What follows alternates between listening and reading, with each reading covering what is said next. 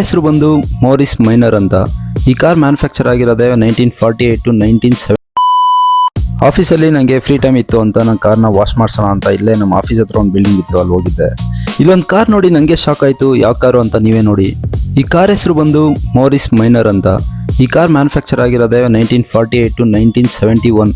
ಆ ಕಾಲದಲ್ಲಿ ಮ್ಯಾನುಫ್ಯಾಕ್ಚರ್ ಆಗಿದ್ರು ಈಗಲೂ ಕೂಡ ರನ್ನಿಂಗ್ ಕಂಡೀಷನಲ್ಲಿ ಇದೆ ಅಂತ ನೀವು ನಂಬ್ತೀರಾ? ನಿಜವಾಗ್ಲೂ ಯಾರು ಕೂಡ ನಂಬಕ್ಕಾಗಲ್ಲ, ನಾನು ನಂಬಿಲ್ಲ. ಆಚೆ ಏನು ನೋಡ್ತೀರಾ, ಒಳಗಡೆನೂ ಬನ್ನಿ, ಕಾರ್ ಹೇಗಿದೆ ಅಂತ ನೋಡೋಣ. ಒಳಗಡೆ ಇಂಟೀರಿಯರ್ ಮಾತ್ರ ಅಲ್ಟಿಮೇಟ್ ಮೇಂಟೈನ್ ಮಾಡಿದ್ದಾರೆ. ಕಾಂಪ್ಯಾಕ್ಟ್ ಆಗಿದ್ರು ಮಾತ್ರ ಕ್ರೇಜಿ ಇದೆ. ಒಂದ್ಸತಿ ಸ್ಟಾರ್ಟ್ ಮಾಡು. ಬೇಡ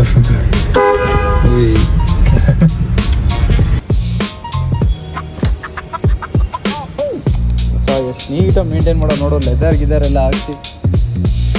ಅಲ್ಲಿ ಕೆಲಸ ಮಾಡೋರು ಹೇಳಿದ್ದೇನು ಅಂದರೆ ಅವ್ರ ಓನರು ಯಾವಾಗಲೂ ಈ ಕಾರ್ನ ತೆಗಿಯಲ್ಲ. ಮ್ಯಾಕ್ಸಿಮಮ್ ಒಂದು 8 ಇಲ್ಲ 9 ಕಿಲೋಮೀಟರ್ ಅಷ್ಟೇ ಮೈಲೇಜ್ ಕೊಡೋದು ಇದನ್ನು.